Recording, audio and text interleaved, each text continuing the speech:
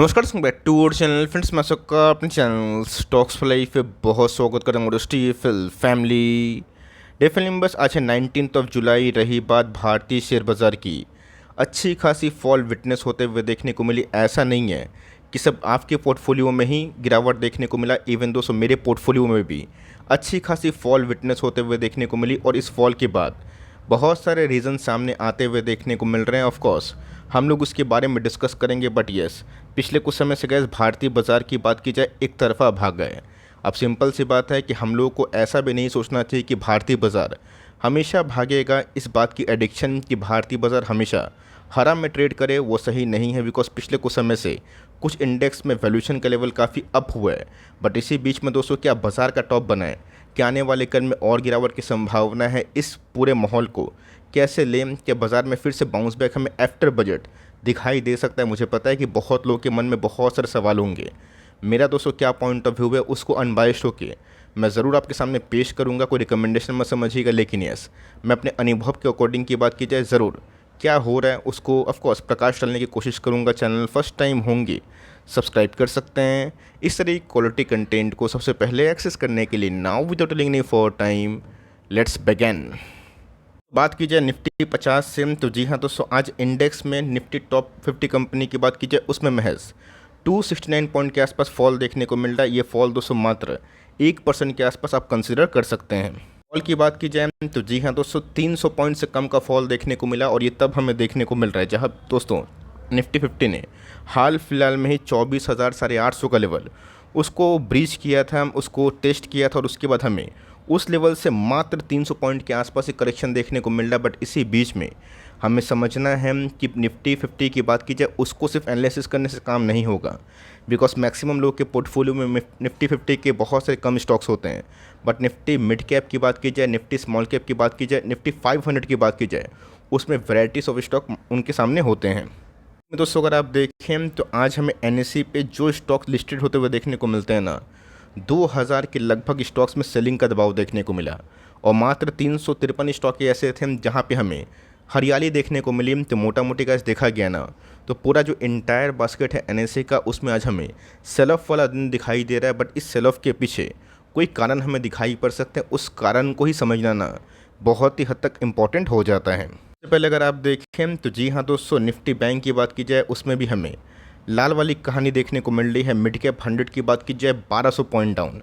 Small cap index की बात की जाए आप देख सकते हैं उसमें हमें 450 पॉइंट के आसपास डाउन की कहानी देखने को मिल रही है। और देखते ही देखते हमें एक sharp pull back Nifty small cap 100 में, निफ्टी स्मॉल कैप 250 में देखने को मिल रहा है, जो अपने टॉप से तकरीबन 3 से 4% आप कंसिडर कर सकते हो। गाइस निफ्टी स्मॉल कैप की बात की जाए, जब हमने इसके बॉटम के पास बहुत बार वीडियो बनाई थी, मुझे गाइस अच्छे से याद है कि निफ्टी 50 के अंदर जो स्टॉक्स आते हैं उसको छोड़ के ना निफ्टी स्मॉल कैप की बात की जाए, वो इंडेक्स उस समय 9000 के नीचे हमें देखने को मिल रहा था, 8700। अभी के टाइम की बात की जाए तो कहानी दोस्तों 19000 के पास भी गई थी। और वहाँ से तकरीबन 1000 पॉइंट के आसपास, 800 पॉइंट के आसपास ही एक छोटा सा पुल बैक दिखाई दिया है। यहाँ दोस्तों वेरियस रीजंस आपको सामने देखने को मिलेंगे, जहाँ दोस्तों आपको हेडलाइंस देखने को मिलेगी कि फ्राइडे के दिन 8 लाख करोड़ के आसपास गॉन वाली कहानी देखने को मिल रही है। मतलब सेंसेक्स की बात की जाए उसमें भारी भरकम बिकवाली के संग बहुत सारे स्टॉक्स की बात की जाए उसमें प्रॉफिट बुकिंग देखने को मिला।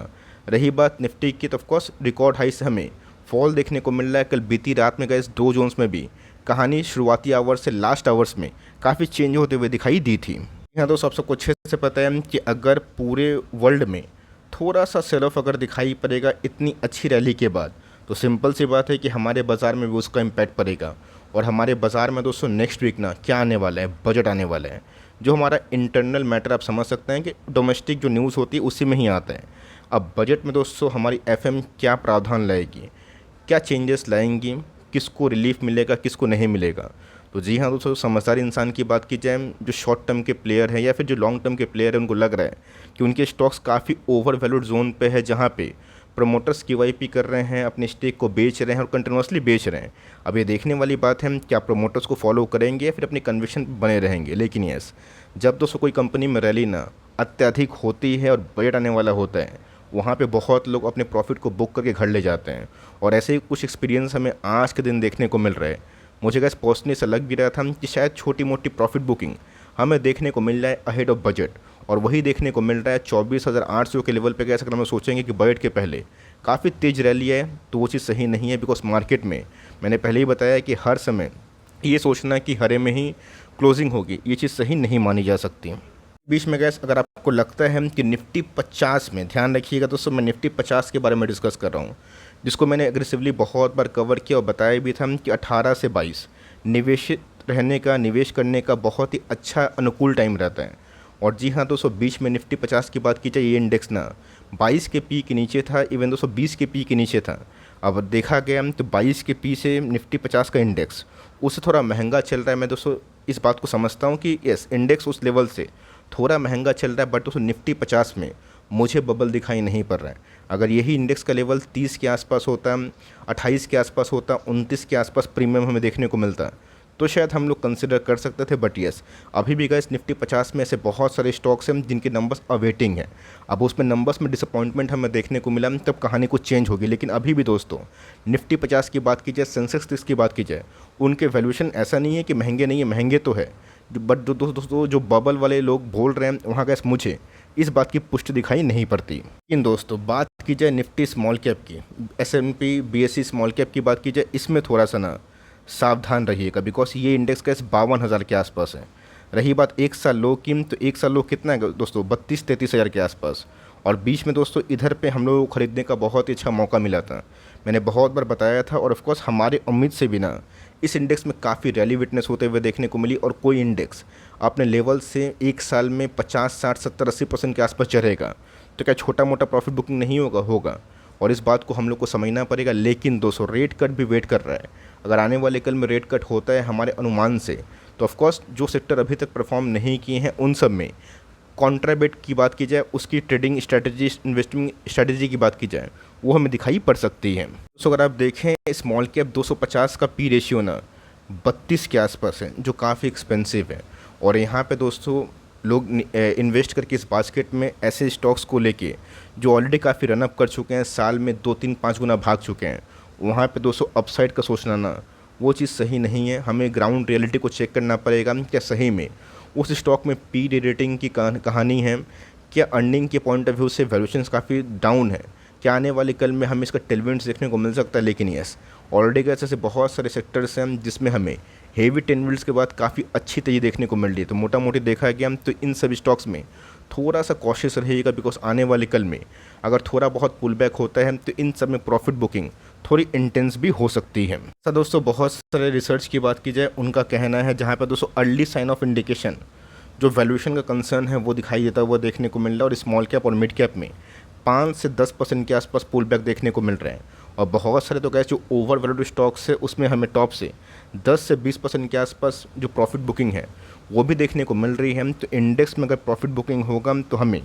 उन सभी स्टॉक्स में भी गिरावट देखने को मिलेगी। बट यस, ये सोचना है कि पूरा बाजार ओवर वैल्यूड है वो चीज़ सही नहीं है। मैंने बताया कि निफ्टी और सेंसेक्स अभी मुझे ठीक ठाक वैल्यूशन पे लग रहे हैं, लेकिन निफ्टी स्मॉल कैप और ऑफकोर्स निफ्टी मिड कैप में जहाँ पे पागलपंथी रैली हुई है ना, और जिनके अर्निंग्स के पॉइंट ऑफ व्यू से स्टॉक्स काफ़ी ओवर वैल्यूड महंगा है, वहाँ पे थोड़ा सा कॉशियस वाले संकेत हमें आने वाले कल में दिखाई पड़ सकती है।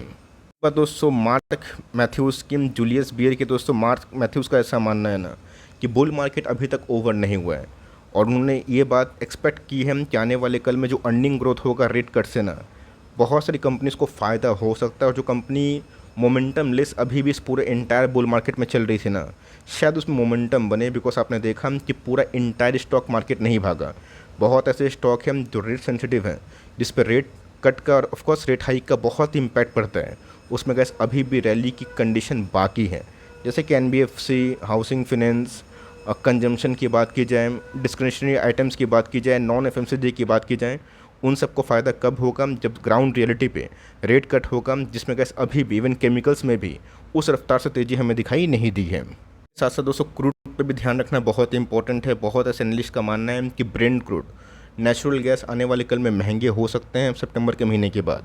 अभी दोस्तों उनका प्रेडिक्शन है, लेकिन यस अगर दोस्तों नेचुरल गैस क्रूड में अगर तेज़ी का माहौल देखने को मिला तो ऑफकोर्स इमर्जिंग मार्केट के लिए वो चीज़ ठीक नहीं होगी। लेकिन यस ये बात तो और भी अच्छी है कि भले ही क्रूड पे हम लोग बहुत डिपेंडेंट होते हैं और ऑफकोर्स इसका बढ़ना हमारे भारतीय बाज़ार के लिए क्या, पूरा एशियन मार्केट के लिए अच्छी बात नहीं है, लेकिन यस आने वाले कल में गैस अगर रेट कट होता है ना, उसका भी हमें एक बेनिफिट मिल सकता है।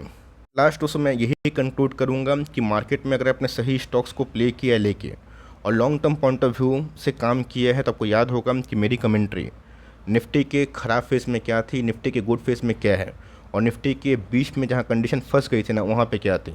एक ही बात है कि हम लोग को रैशनल और ऑफकोर्स एक रीज़नेबल सोच लेना पड़ेगा। जो स्टॉक्स ओवर वैल्यूड जोन पे पहुँचे हैं वहाँ पे पुल बैक होगा, आप और हम कुछ नहीं कर सकते। शॉर्ट टर्म प्लेयर आप चाहें तो स्टॉप लॉस लेके काम करें, लेकिन यस हमारी गैस फोकस ना बजट को लेके होगी। देखना है हम कि आने वाले कल में गणित क्या बैठती है, बट इसको पहले से एंटिसिपेट करना कि बियर मार्केट शुरू हो गया है, बुल मार्केट ख़त्म, वो थोड़ा जल्दीबाजी होगा। बिकॉज मार्केट दोस्तों किसी को नहीं पता कि आने वाले कल में क्या होगा। बीच में तो गैस निफ्टी में 12,000 के लेवल से जब 18,000 का लेवल हमें देखने को मिला था, तो 12,000 से लोग ना चिल्ला रहे थे और कंटिन्यूसली एक साल तेज़ी हुई थी। अब ऐसा कुछ हो रहा है फिर नहीं हो रहा है, ये गैस किसी को पता नहीं, लेकिन यस फॉर्मूला तो वही है कि अपनी कंपनी में बने रहें। अगर आपको कंपनी अच्छा लगता है एसआईपी करें, वैल्यूएशन सही रखते हैं तो उधर में चंक क्वांटिटीज में एवरेजिंग करने का प्लान कर सकते हैं। ओवर वैल्यूड महंगे स्टॉक्स को थोड़ा अवॉइड करें और बजट का वेट ज़रूर करें। वीडियो दोस्तों अच्छी लगी तो प्लीज़ लाइक करिएगा और चैनल फर्स्ट टाइम होंगे सब्सक्राइब करके बेल आइकन को प्रेस करना भी ना भूलिएगा। दोस्तों मिलते हैं जल्दी ही, तब तक के लिए bye. Thanks for watching friends, God bless you all.